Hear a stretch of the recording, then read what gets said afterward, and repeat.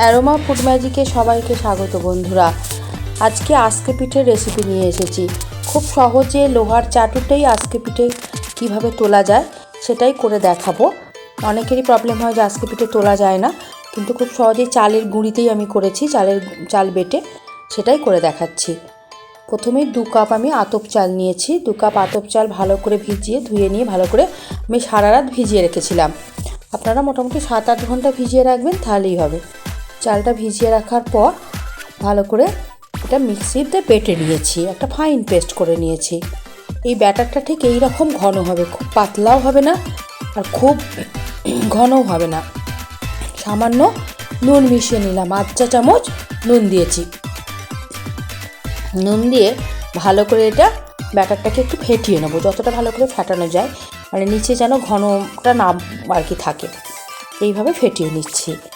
খুব সহজে, কোনো মাটির তাওয়া নয় বা কোনো নন স্টিক নয়, একদম লোহার তাওয়ায় করেছিলাম, লোহার চাটুতে।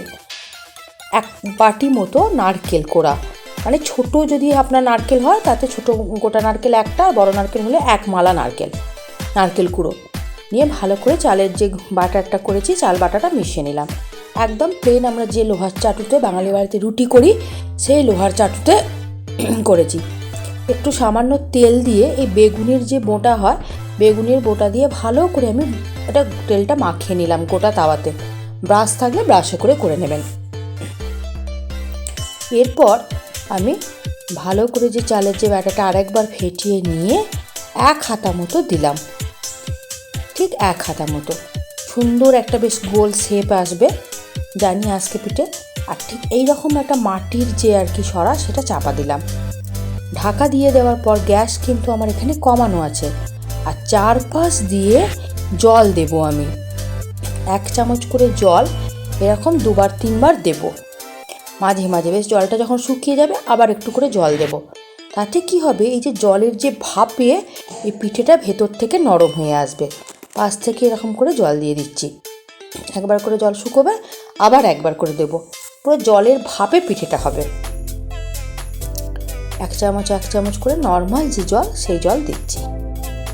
পাশ থেকে যে ধোঁয়া উঠছে, ভাপ হচ্ছে, তার মধ্যেই হয়ে যাবে পিঠেটা। এই দেখুন, একরকম হাত দিয়ে দেখবেন হাতে যখন কিছু লাগবে না, তার মানে পিঠেটা হয়ে গেছে।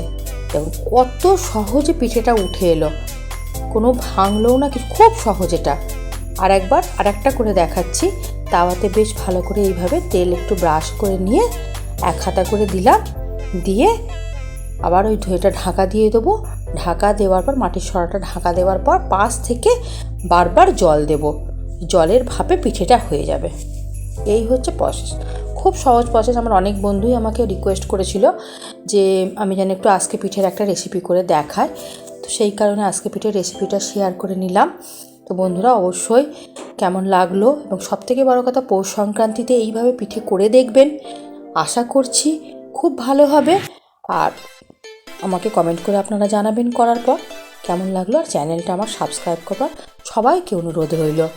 সঙ্গে থাকবেন, সঙ্গে আছেন, সেই জন্য অসংখ্য ধন্যবাদ সবাইকে। সবার পৌষ সংক্রান্তি খুব ভালো কাটুক।